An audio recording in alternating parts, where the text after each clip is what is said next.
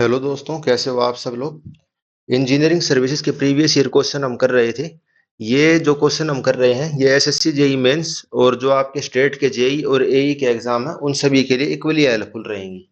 तो अगर हरियाणा वाले बच्चे भी अगर नए जुड़े हैं चैनल से भी तो वो भी इस सॉल्यूशन को देख सकते हैं। इसके अंदर हम सभी क्वेश्चन का सॉल्यूशन नहीं करेंगे, जो हमारे एग्जाम पॉइंट ऑफ व्यू से इंपॉर्टेंट रहेगा केवल हम उसी का सॉल्यूशन करेंगे।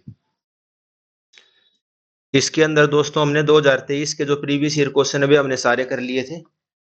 2023 और 24 के हमारे हो गए थे। अब हम 2022 का सॉल्यूशन करने लग रहे हैं। अगर आपने पहले वाला सॉल्यूशन नहीं देखा तो आप उसको देख सकते हो। 86 नंबर क्वेश्चन तक हमारे लास्ट लेक्चर में हो गए थे। 87 नंबर क्वेश्चन से इसको आज स्टार्ट करते हैं। तो question number 87। A steel wire of cross section area 100 mm square and length 100 meter is used to lift a weight of 2.5 kilonewton at the lowest end। ठीक है भाई, स्टील की कोई वायर है, उसका एरिया दे रखी है, लेंथ दे रखी है और हम उससे वेट उठाएंगे 2.5 किलो न्यूटन का। ठीक है।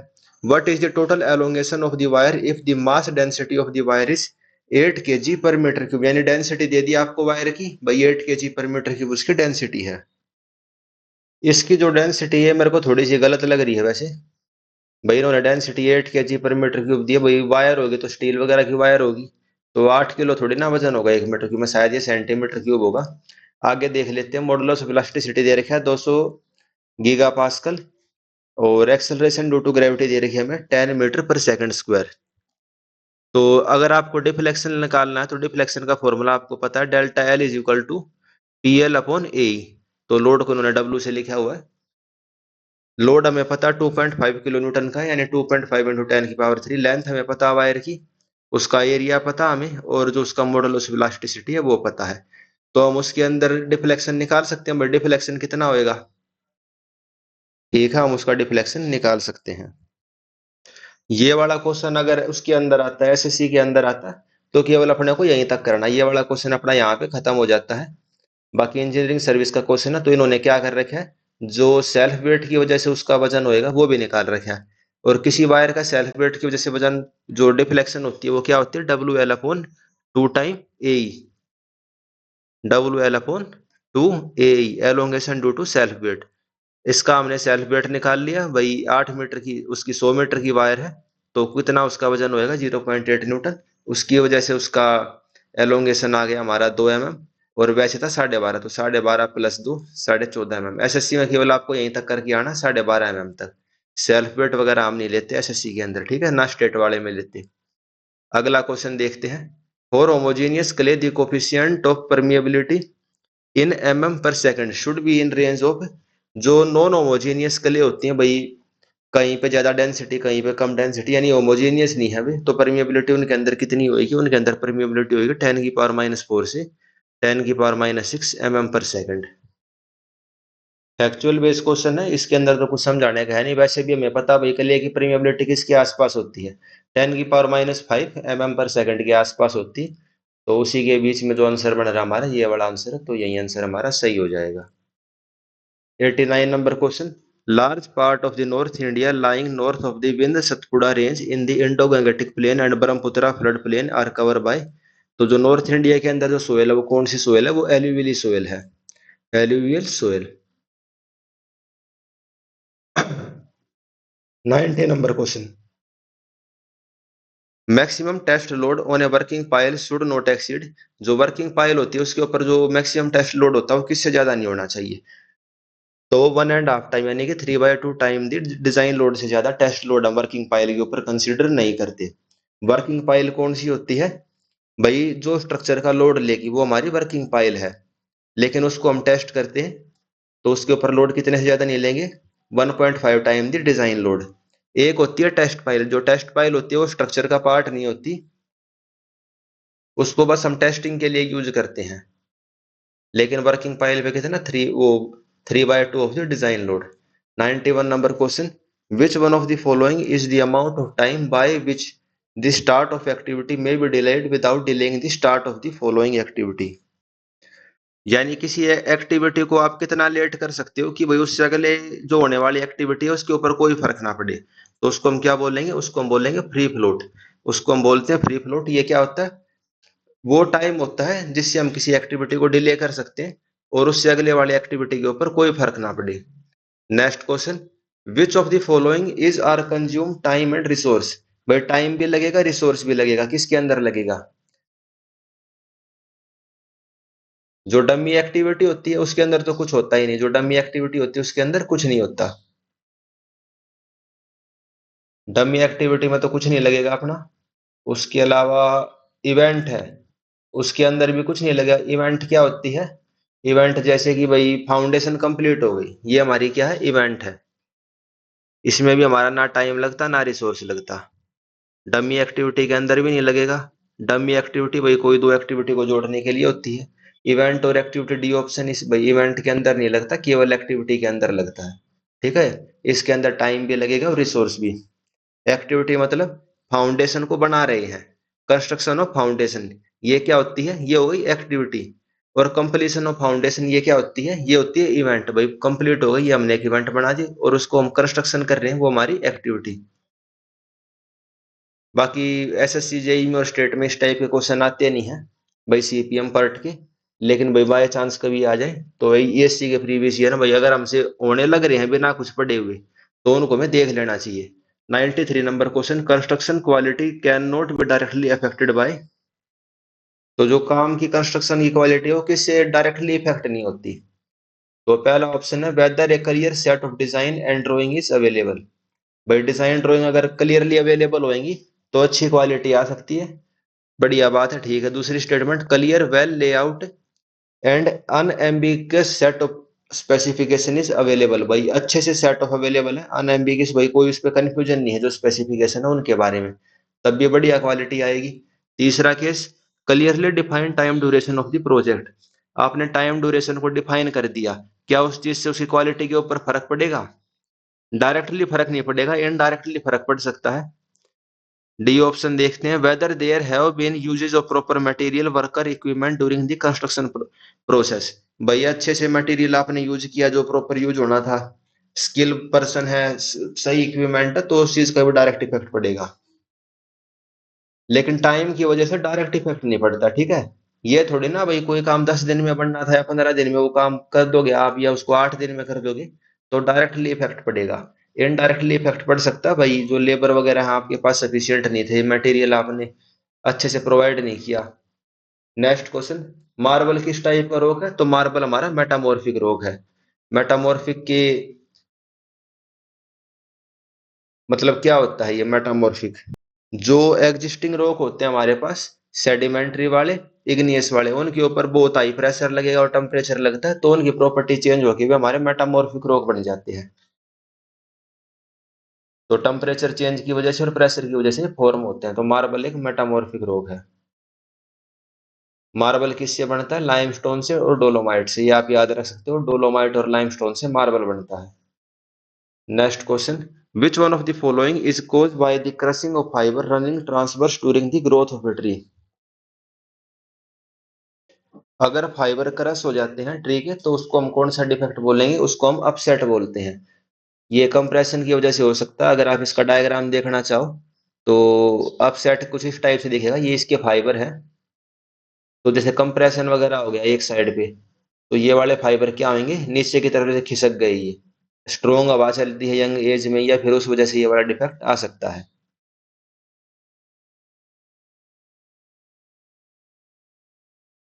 जैसे इस ट्री के अंदर ये दिखाया हुआ है।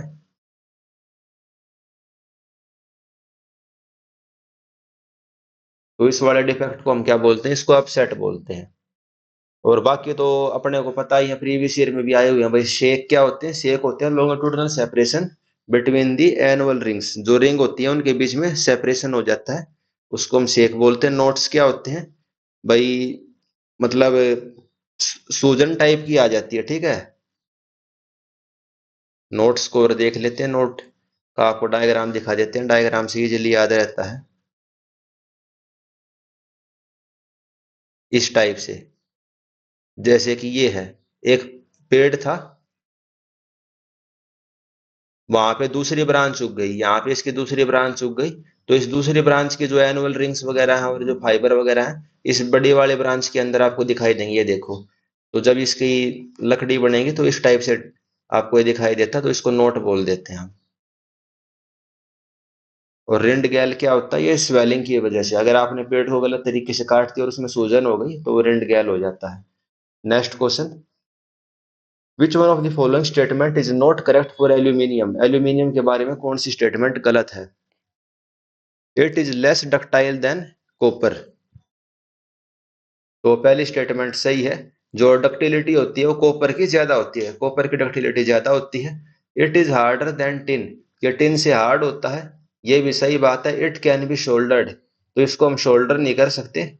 शोल्डर्ड क्या होता है भाई? जैसे टाका लगवाते हैं ना इलेक्ट्रॉनिक्स के इक्विपमेंट के ऊपर,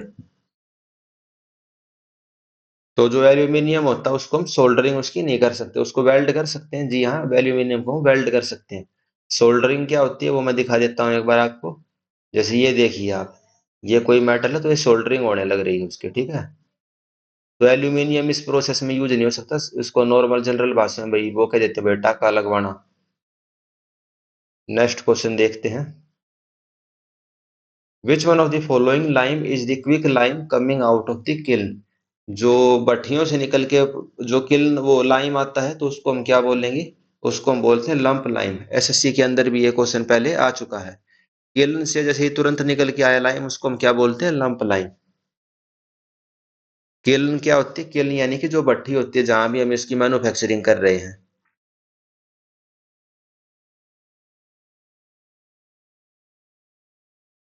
next question, which one of the following is generally recommended for small job only? जो भाई छोटा मोटा काम है उसके लिए हम कौन से टाइप का मिक्सर यूज कर सकते हैं? अच्छा, मिक्सिंग दी हुई है इन्होंने और बैचिंग दी हुई है। तो छोटे मोटे काम के लिए हम जनरली कौन सी यूज कर सकते हैं?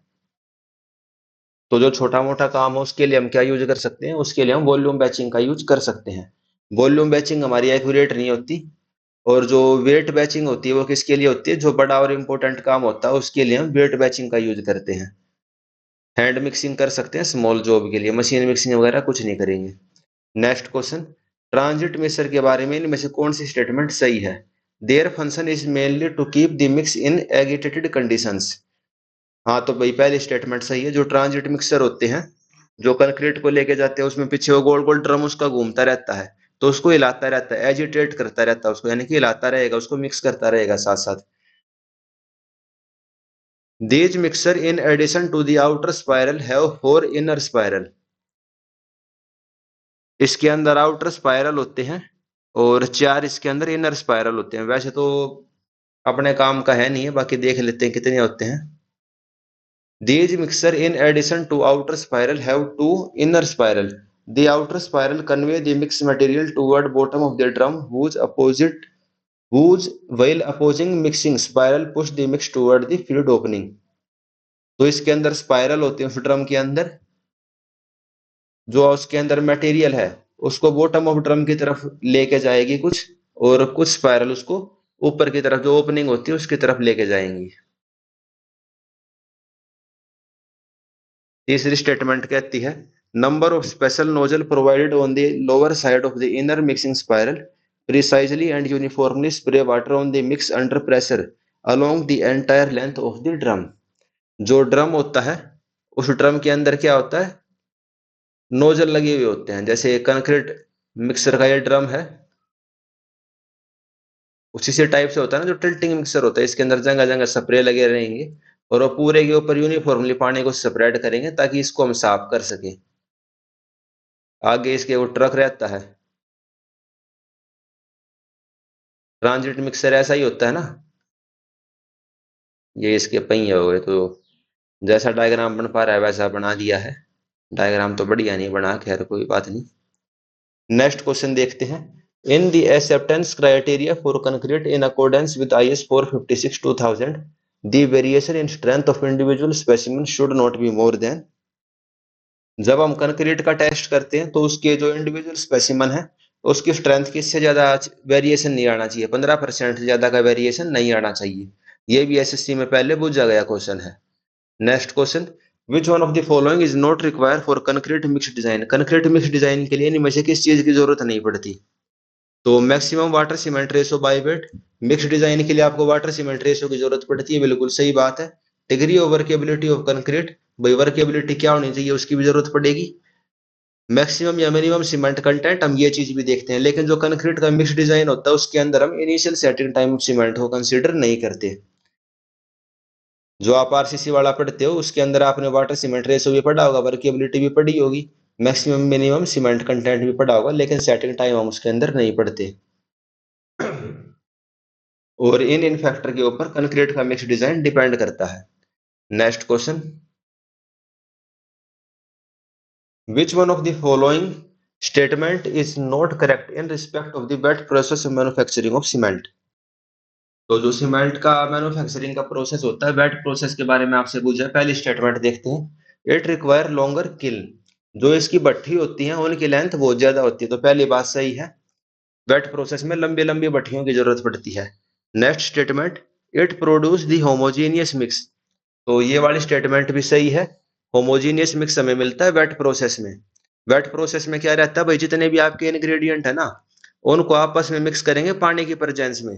तो जैसे ऐसे मान लो आप जुक्सी मिक्सी में शेक वगैरह बनाते हो तो उस टाइप का उसका मिक्सचर हो जाता है, और पानी की वजह से वो गीला मिक्सचर होता है, फिर उसको सुखाएंगे, फिर बाद में आगे का प्रोसेस रहता है।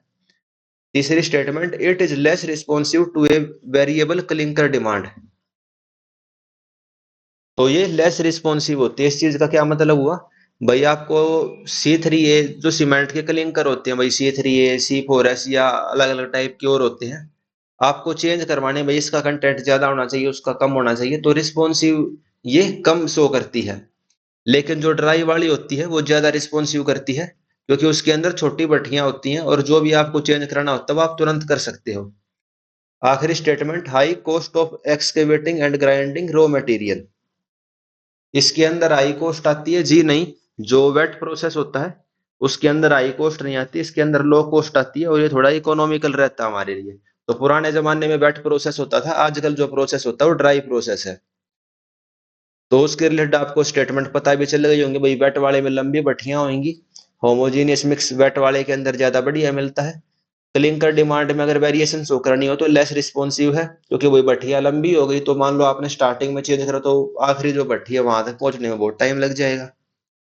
बाकी इसका एडवांटेज यही है, लो कॉस्ट है इसकी, और जो स्लरी होती है जो मिक्सचर होता है वो होमोजीनियस बन जाता है।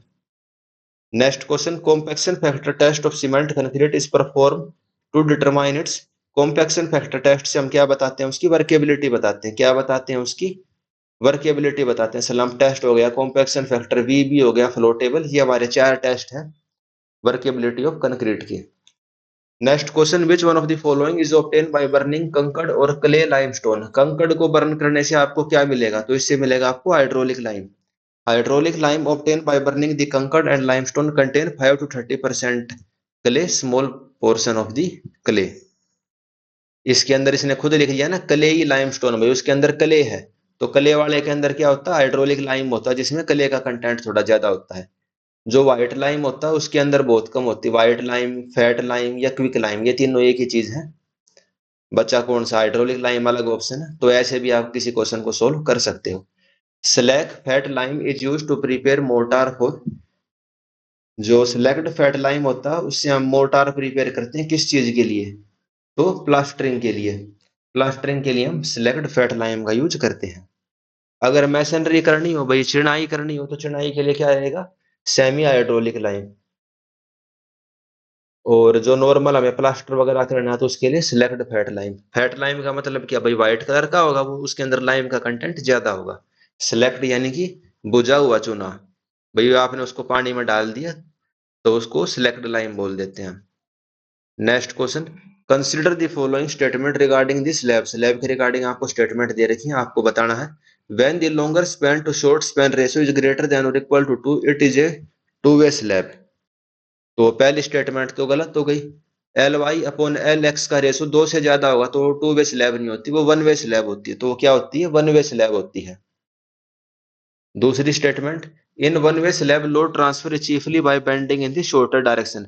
जो हम स्लैब का डिजाइन करते हैं आपको अच्छे से पता, हम शॉर्टर वाली साइड के लिए करते हैं। स्लैब का डिजाइन कौन सी के लिए करते हैं, शॉर्टर वाली साइड के लिए। टू वे स्लैब का भी छोटे वाली साइड के लिए ही करते हैं वैसे तो, पढ़ लेते हैं क्या स्टेटमेंट है। In two way slab the load transfer by bending in both orthogonal direction. जो टू वे स्लैब होती है लोड ट्रांसफर क्या होता है, दोनों डायरेक्शन के अंदर होता है, तो ये वाली स्टेटमेंट भी सही है। बाकी डिजाइन इसको भी शॉर्टर वाले डायरेक्शन के लिए ही करेंगे। वन वे स्लैब क्या होती है भाई, जो दो अपोजिट साइडों से सपोर्टेड हो, और टू वे स्लैब क्या हो गई, जो चारों डायरेक्शन पे सपोर्टेड हो, ठीक है, तो वो टू वे। और जिसमें केवल दो दीवारों के ऊपर टिकी हुई स्लैब होगी तो वन वे स्लैब हो जाएगी। Next question, which one of the following statement is not correct in reinforcement concrete design. RCC design के बारे में आपको इनकरेक्ट स्टेटमेंट बतानी है, नॉट करेक्ट। पेपर में इन चीजों का आपको ध्यान देना भाई, नॉट करेक्ट वगैरह इस टाइप की कोई चीज लिखी हुई हो तो पहली स्टेटमेंट देखते हैं। In the correct section concrete below the neutral axis is neglected in calculation. जो नॉर्मल सेक्शन होता है उसके अंदर भी वही न्यूट्रल एक्सिस से नीचे ही कंक्रीट हम इग्नोर कर देते हैं, और वही करेक्ट सेक्शन है तो उसके अंदर भी। दूसरी statement, section is subjected to external loading, resistant movement is developed due to compression in concrete and tension in steel. तो बिल्कुल सही बात है। जब आप एक्सटर्नल लोड लगाते हो तो कंक्रीट के अंदर कंप्रेशन डेवलप होता है, स्टील के अंदर टेंशन, उसकी वजह से जो मूवमेंट डेवलप होता है वो एक्सटर्नल लोड को रजिस्ट करता है। नेक्स्ट स्टेटमेंट, क्रैक सेक्शन के अंदर स्टील का एरिया जो न्यूट्रल एक्सिस के नीचे है उसको हम इक्विवेलेंट कंक्रीट एरिया में कन्वर्ट कर देते हैं। जो हम नॉर्मली भी डिजाइन करते हैं उसके अंदर भी ऐसा ही होता है। डब्ल्यूएसएम का क्वेश्चन है वैसे। मॉड्यूलर रेशो क्या होता है, मॉड्यूलर रेशो का इस्तेमाल इसलिए ही तो होता है भाई, स्टील के एरिया को कंक्रीट के एरिया के टर्म में रिप्रेजेंट करने के लिए हम किसका यूज करते हैं, मॉड्यूलर रेशो का। आखिरी statement, neutral axis depth does not depend upon the modular ratio. Neutral axis की जो डेप्थ होती है मॉड्यूलर रेशो के ऊपर डिपेंड नहीं करती, तो ये चीज गलत हो गई, मॉड्यूलर रेशो के ऊपर डिपेंड करती है। तो ये आप देख सकते हो जो न्यूट्रल एक्सिस की जो डेप्थ है वो मॉड्यूलर रेशियो के ऊपर डिपेंड करती है। भाई कंक्रीट का एरिया और जो उसका स्टील का एरिया होता है उसको हम इक्वल करवा देते हैं, मूवमेंट उसका जो होता है कंक्रीट के एरिया का मूवमेंट और स्टील के एरिया का मूवमेंट हम इक्वल करवा देते हैं, और तब हम न्यूट्रल एक्सिस की डेप्थ निकालते हैं डब्ल्यूएसएम के अंदर। अगला क्वेश्चन देखते हैं। ये वाला क्वेश्चन हमारे सिलेबस का नहीं है भाई, पोस्ट टेंशनिंग वगैरह दे रखी है, हमारे पेपरों में ये नहीं आएगा। प्री स्ट्रेस कंक्रीट के लिए कौन सा आईएस कोड होता है, आईएस 1343। आईएस 1343 ये वाला आईएस कोड होता है, बस इतना याद रखना आपने को। Next question, earthquake resistance design के बारे में क्वेश्चन है, तो ये वाला भी हमारे पेपर में नहीं आएगा, इस वाले को भी आप छोड़ दो।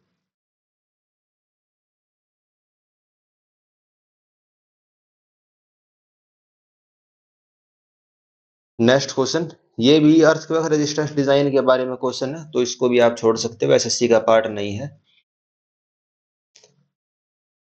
Next question, dozer primarily is a, जो डोजर मशीन होती है वो किसके लिए यूज होती है, तो पुशिंग प्रोसेस के लिए यूज होती है। ये बुलडोजर आपने नाम सुना होगा ना, तो बुलडोजर के आगे जो पंजा सा लगा हुआ होता है, एक तो जेसीबी होती है और एक बुलडोजर होता है, तो बुलडोजर के आगे जो पंजा होता है वो किसका काम करता है, वो पुशिंग पर्पज का काम करता है। ऐसा होता है बुलडोजर, आप इसको देख सकते हो। बच्चे इसमें कंफ्यूज हो जाते हैं भाई, बुलडोजर जेसीबी कोई बोलते होंगे, बुलडोजर अलग होता है जेसीबी अलग होती है, तो ये पुश करने के काम आते हैं, नहीं धक्का देने के, ये होता है बुलडोजर, ठीक है। Next question, process of breaking a major project into a major project into its major and subsystem and discrete activity which may be identified easily is called as a, भाई एक बहुत बड़ा प्रोजेक्ट है उसको छोटी छोटी एक्टिविटी में आपने ब्रेक कर दिया तो उसको हम क्या बोलते हैं, वर्क ब्रेक सिस्टम बोलते हैं, उसको हम क्या बोलेंगे, वर्क ब्रेक सिस्टम। जैसे भाई कोई बिल्डिंग बनने लग रही थी तो फाउंडेशन का काम अलग, उसका सब स्ट्रक्चर का अलग और उसका सुपर स्ट्रक्चर का अलग, आपने अलग अलग पार्ट में डिवाइड कर दिया। Next question, which one of the following statement is not correct in respect of the stage of construction. जो कंस्ट्रक्शन की स्टेज है उनके रिगार्डिंग इनकरेक्ट बतानी है हमें। तो पहली स्टेटमेंट है, conceptual stage is before study and evaluation. भाई जो कंसेप्चुअल स्टेज होता है वो स्टडी और इवेल्युएशन से पहले होता है, सही बात है। भाई यहाँ पे रोड जाएगा, यहाँ पे पुल बनेगा, तो स्टडी वगैरह तो, एक्सपेरिमेंट वगैरह इवेल्युएशन तो बाद में होंगे, पहले तो कंसेप्ट आएगा, कोई ना कोई ये सोचेगा भाई यहाँ इस चीज को करते हैं। दूसरी statement, construction stage is after tendering stage. भाई टेंडर डलेगा, जो ठेकेदार है वो फाइनल होएगा और फिर कंस्ट्रक्शन चालू होएगा, सही बात है। Design stage is after tendering stage. Tender डलने के बाद डिजाइन का स्टेज चालू होता है। तो इसको आप बाद में देखते हैं। चौथी स्टेटमेंट क्या, study and evaluation stage is before the design stage. आप डिजाइन करोगे उससे पहले आपको स्टडी एंड इवेल्युएशन करना पड़ेगा। तो सही बात है, आप डिजाइन उसी हिसाब से करोगे ना, पहले आप सर्वे करोगे, एक्सपेरिमेंट देखोगे भाई जमीन कैसी है यहाँ की, नदी है, पानी है, वाटर लेवल इस लेवल पे है। तो स्टडी और एवेल्युएशन का जो स्टेज होता है डिजाइन से हमें पहले करना पड़ता है। जो तीसरी स्टेज है, वो तीसरी स्टेटमेंट है, इसमें टेंडर से पहले डिजाइन करना पड़ता है, डिजाइन स्टेज होती है। तो काफी हद तक ये वाली स्टेटमेंट हमारी इनकरेक्ट है। जो टेंडर डलता है ना, टेंडर डलने से पहले डीपीआर बनती है, उसकी डिटेल प्रोजेक्ट रिपोर्ट। उसके अंदर जो डिजाइन वगैरह होता है, ड्राइंग वगैरह होती है, वो दे रखी होती है। वैसे आजकल क्या होता है भाई, टेंडर के अंदर जो डीपीआर होती है, डीपीआर के हिसाब से टेंडर डलते हैं, और टेंडर डलने के बाद जो ठेकेदार होता है वो अपना डिजाइन कर लेता है, ठीक है। तो टेंडर डलने के बाद भी डिजाइन होता है। बाकी अगर तीनों स्टेटमेंट को देखें तो सबसे गलत स्टेटमेंट तीसरी वाली स्टेटमेंट लग रही है। बाकी मैंने आपको बता दिया, टेंडर डलने से पहले तो डीपीआर बनती है, डीपीआर के अंदर छोटी मोटी ड्राइंग होती है, डिटेल ड्राइंग नहीं होती, ना डिटेल डिजाइन होता। जो डिटेल डिजाइन होता है वो बाद में ही होता है, लेकिन एक डिजाइन उससे पहले भी हो जाता है जो डीपीआर में होता है। 115 नंबर क्वेश्चन, कंस्ट्रक्शन प्रोजेक्ट के अंदर 50% ऑफ जो कॉस्ट होती है वो किसकी होती है। तो किसी भी कंस्ट्रक्शन प्रोजेक्ट में 50% जो कॉस्ट होती है वो तो मटेरियल की हो जाती है भाई, कंक्रीट की और मिट्टी की। 116 number question, consider the following statement regarding the advantage of planning to the contractor. भाई प्लानिंग के क्या क्या फायदे हैं। वैसे तो इस टाइप के क्वेश्चन भाई कंस्ट्रक्शन प्लानिंग वाले हमारे सिलेबस में नहीं है, लेकिन नॉर्मली हम इनको पढ़ के कर पा रहे हैं ना, तो इस टाइप का क्वेश्चन कंसेप्ट वाला स्टेटमेंट वाला आ जाए तो हो जाना चाहिए। पहली स्टेटमेंट पढ़ते हैं, program provide standard by which actual work can be measured. जो प्लानिंग का क्या फायदा होता है भाई, प्लानिंग से आपको ये पता चल जाता है भाई मेरे को 5 दिन में ये काम करना था, 10 दिन में ये काम करना था, और जो एक्चुअल प्रोग्रेस होगी वो कॉन्ट्रैक्टर उस चीज को देख लेगा। तो अगर उसने पहले से प्लानिंग कर रखी होगी तो टोटल कॉस्ट के ऊपर और टाइम के ऊपर वो कंट्रोल कर पाएगा। Second statement, program provide a pre convince plan for the whole job as well as for the various stage of the work. तो भाई उसके पास पहले से ही प्लान हो जाता है कि भाई मेरे को कौन सा काम कितने कितने टाइम में और कौन से स्टेज में करना था। दोनों स्टेटमेंट हमारी सही है। नेक्स्ट क्वेश्चन, हाईवे प्रोजेक्ट है उसका करेक्ट सीक्वेंस क्या होगा।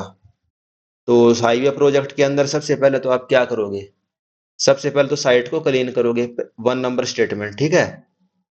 भाई सी एंड जी बोलते हैं, भाई जमीन को समतल करोगे आप, घास फूस को हटा दोगे वहां से, फलाना ढिमकाना जो भी खराब चीज है। दूसरी चीज क्या करोगे आप ड्रेनेज वर्क को पूरा करोगे, आप ड्रेनेज वर्क को पूरा करोगे जैसे कि कलवर्ट हो गए, ठीक है। तीसरी स्टेज आपकी क्या आएगी, अर्थ वर्क की। चौथी स्टेज क्या आएगी आपकी, construction of road and it's shoulder. अब क्या होता है इसमें, अगर आपको कोई कंफ्यूजन हो तो जो रेड वाली लाइन है इसको आप समझो जमीन है, समतल जमीन है। अब कलवर्ट क्या होते हैं, कलवर्ट होती है पुलिया, लोकल भाषा में पुलिया बोल देते हैं उसको। ये आपका कलवर्ट है जो मैंने बनाया, ठीक है। जमीन के ऊपर कलवर्ट बना दिया भाई, 2 बाय 2 मीटर का है, 4 बाय 4 मीटर का है, लोकल भाषा में पुलिया बोल देते हैं। ऊपर से ये रोड जाने लग रहा है, ठीक है। ऊपर से ये रोड जाएगा भाई, गांव वालों को इधर से उधर जाना है, या पानी के पर्पज से जानवरों के लिए, तो कलवर्ट बना देते हैं। ऊपर से रोड है, तो जो इसके अंदर मिट्टी डलेगी, अर्थवर्क का काम है, वो कब होएगा, जब ये पुलिया बन जाएगी, कलवर्ट नीचे बन जाएगा, उसके ऊपर मिट्टी डलेगी, फिर अपना रोड बनेगा, ठीक है। समझ में आ गया ना ये पूरा प्रोसेस क्या होता है।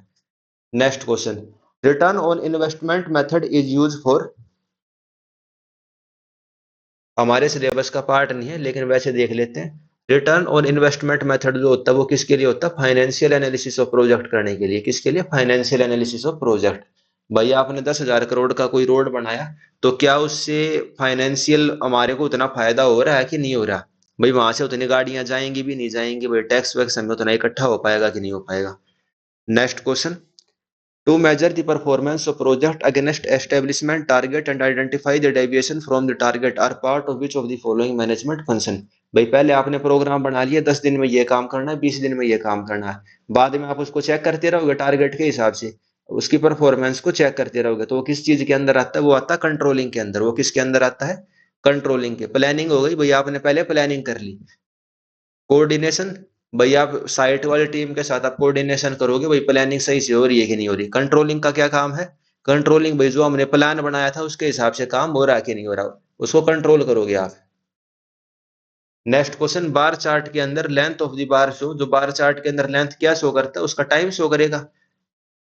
बार चार्ट के अंदर क्या होता है, ऐसे होता है ना, पहली एक्टिविटी, फिर दूसरी एक्टिविटी, फिर ये कोई तीसरी एक्टिविटी, फिर ये चौथी एक्टिविटी। जोन से बार की लंबाई जितनी लंबी होगी उसमें उतना ही ज्यादा टाइम लगेगा। नेक्स्ट क्वेश्चन, तो इस वाले क्वेश्चन से हम अगले सेशन में करते हैं, आज वाले सेशन में इतना ही रखते हैं, ठीक है। बाकी आप चिंता मत करो, जितने भी प्रीवियस ईयर क्वेश्चन है, मैंने कहा था आपको 5-6 साल के तो कम से कम मैं करवाऊंगा आपको, तो उसको टाइम से ही पूरा करेंगे। अभी पेपर में वैसे काफी टाइम है, लेकिन रोज आपको एक सब्जेक्ट की रिवीजन करते रहना है, वो सबसे ज्यादा इंपॉर्टेंट है। चीजों को रिपीट मोड पे करना रिवीजन, ठीक है। तो ठीक है दोस्तों, थैंक यू। इस लेक्चर में इतना ही करते हैं, तो कल मिलते हैं, इसके बचे हुए क्वेश्चन करेंगे कल हम। Thank you.